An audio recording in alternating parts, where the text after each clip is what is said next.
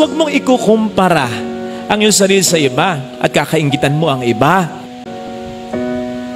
Pwedeng parang nauna sila, yung blessing ng iba, kang mag-aalala. Kasi may blessing ka rin, maniwala ka.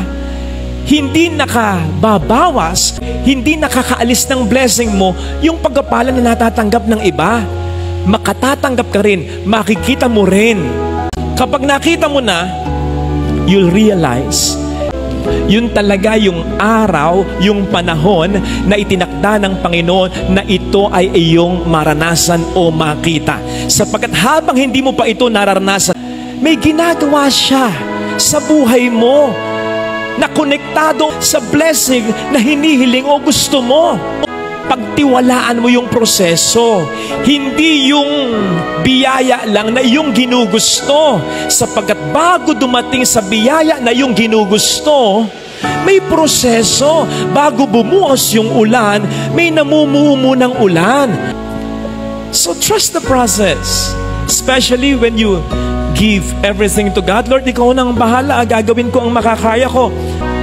Magtitiwala ako sa iyo.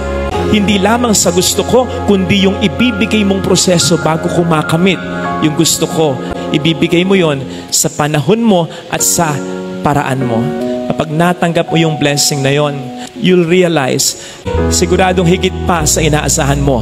Sabi nga natin, when it comes to blessings, tapos inihalin tulad natin sa ulan, when it rains, it pours. Nandyan, bugso, nandyan, siksik, liglig, at umaapo pa. So, don't give up. Kasi for all you know, baka na dun ka na sa end ng proseso.